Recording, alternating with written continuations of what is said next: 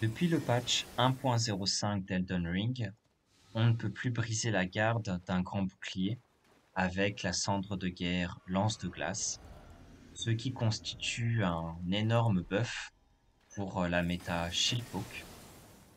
Et en fait, c'est pourquoi j'ai essayé de trouver des nouvelles solutions contre ce playstyle et je voulais les partager avec vous dans cette vidéo en français, même si mon jeu est en anglais. Ok. Alors avant qu'on commence, je voulais vous parler des solutions qui ne marchent pas. Et la première étant essayer de briser la garde de son adversaire sans avoir le bon setup. Parce qu'il y a des boucliers comme le bouclier des empreintes que vous voyez actuellement, qui ont une telle garde que c'est presque impossible de la briser.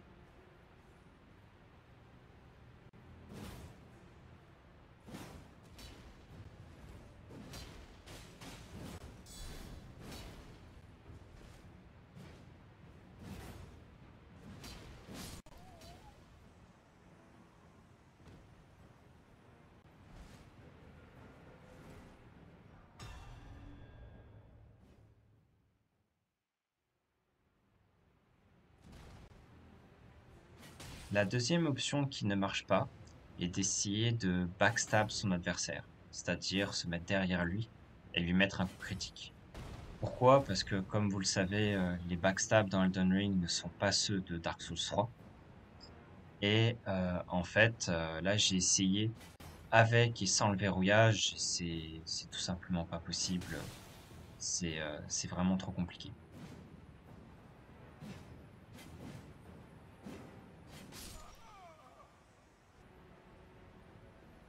Mon ami a essayé de faire la même chose. Et en fait, lui non plus n'y arrivait pas, alors que je spammais juste mes attaques comme un idiot. Mais, euh, mais il ne cesse de se faire punir et bah, du coup, c'est assez compliqué pour lui.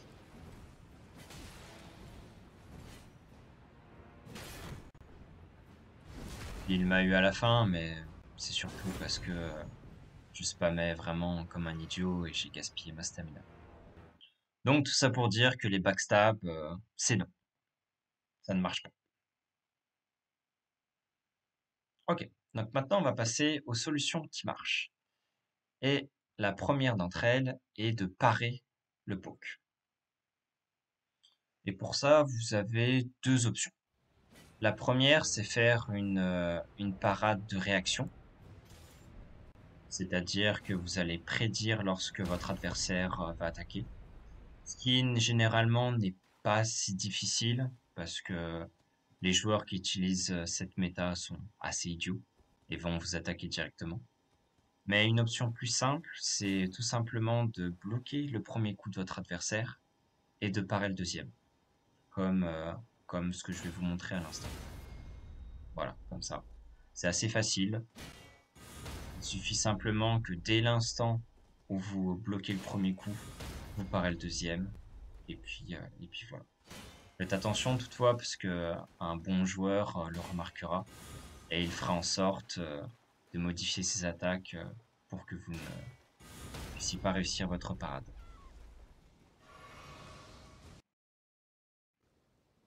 Voilà, et puis avant de poursuivre, faites bien en sorte d'avoir dans votre inventaire une dague, telle que la miséricorde, qui est la plus effective, cumulée au talisman de la dague. Ok, donc maintenant on va passer à la deuxième option, qui est vraiment de briser la garde de votre adversaire, et ça marche vraiment avec le build force et le build qualité. Donc pour ceci, vous allez en fait utiliser le talisman du marteau, qui en fait augmente de 20% les dégâts de stamina lorsque votre adversaire bloque votre coup. Et en fait, l'idée, c'est d'utiliser des armes comme le grand espadon ou le fléau des géants, y équiper la résolution du chevalier. Et en fait, là, à partir de là, c'est simple. Par exemple, pour le grand espadon, vous utilisez la résolution du chevalier et vous spammez vos attaques accroupies. jusqu'à ce que la garde de votre adversaire soit brisée. Et même chose pour le fléau des géants, sauf que cette fois c'est l'attaque chargée.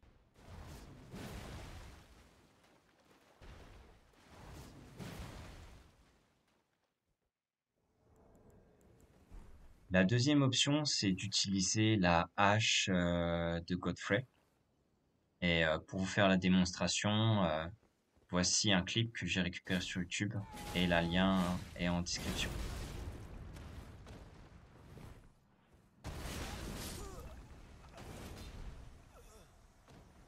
Efficace, hein? Ok.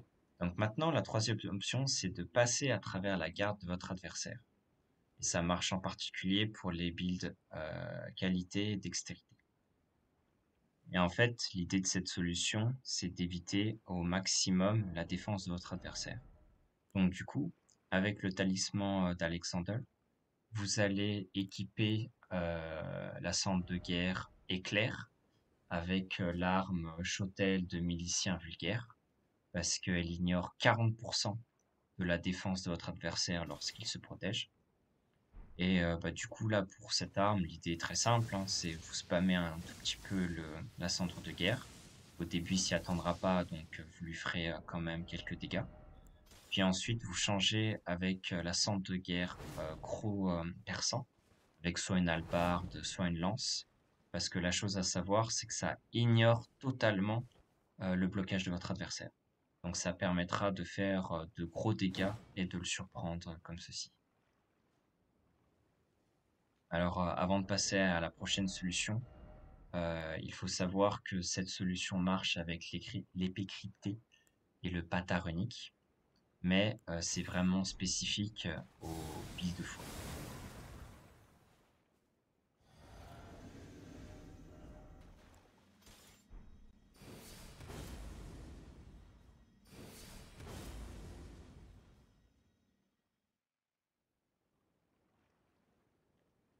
Alors la solution numéro 4, c'est d'utiliser les statues, et ça marche en particulier pour les builds intelligence, foi et ésotérisme. Donc l'idée, elle est assez simple, puisqu'on ne peut pas bloquer l'accumulation des statues. Pour l'intelligence, c'est utiliser l'épée de Saint-Trina, et je vous recommande d'en avoir deux d'équipés, même si je vous avouerai que ce n'est pas la solution la plus adaptée. Alors que pour le build foi, déjà c'est plus intéressant avec la lance de Vague, ou encore une fois, c'est mieux de l'avoir en double, parce que vous pouvez vraiment mettre une grosse pression sur votre adversaire.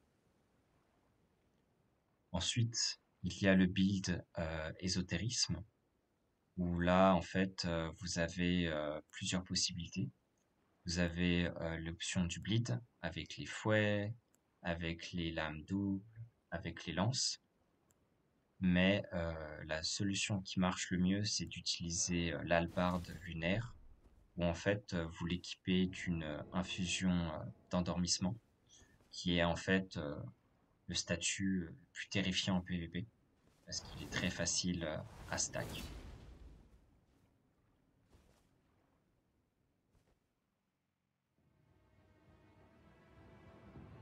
Alors la solution numéro 5, c'est d'utiliser le point sensu. Et elle est extrêmement intéressante celle-ci, parce que en fait c'est un grab, et du coup il ne peut pas être bloqué en fait. Le seul problème, comme vous pouvez le voir, c'est qu'elle est un petit peu buggée, cette cendre de guerre. Je sais pas trop pourquoi. Des fois ça marche, des fois ça marche pas. Mais c'est vraiment très intéressant. Parce que en fait, vous pouvez récupérer énormément de vie avec ça. Et les dégâts sont augmentés avec le talisman de la dague. Là voilà, comme vous pouvez le voir, je récupère une quantité de PV assez intéressante. Donc voilà, le seul problème, c'est que ça ne marche qu'une fois en PvP. Vous ne surprendrez en effet votre adversaire qu'une fois. Mais très sincèrement, ça vaut le coup d'essayer.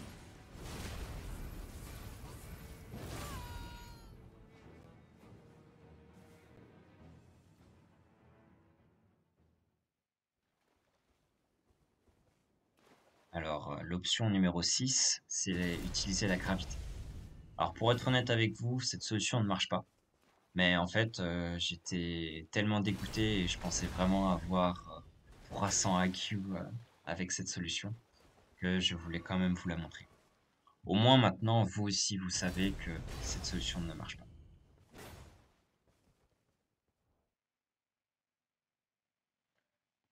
Donc voilà, c'était un petit peu toutes les solutions que je voulais vous présenter. Malheureusement, comme vous avez pu le constater, je n'ai pas de solution aussi efficace que la lance de glace, mais c'est tout ce que je peux vous montrer. Une autre chose à savoir, c'est que malheureusement, si jamais vous affrontez un bon joueur qui utilise cette méta, ça va être très compliqué, comme je vous le montre maintenant avec une vidéo du streamer G9 qui a utilisé ce build.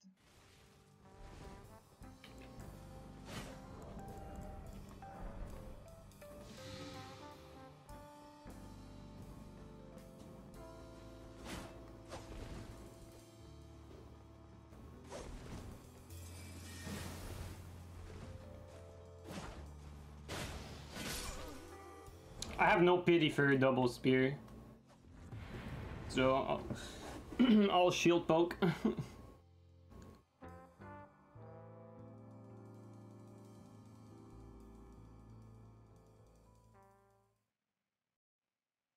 Voilà, donc j'espère que cette vidéo vous a plu. Je vous avouerai que j'ai fait un peu le discours en improvisé, comme j'ai fait précédemment la vidéo en anglais.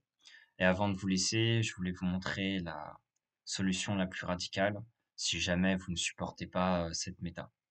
Et n'hésitez pas à l'utiliser, personne ne vous le reprochera. Allez, je vous laisse. Merci d'avoir regardé cette vidéo.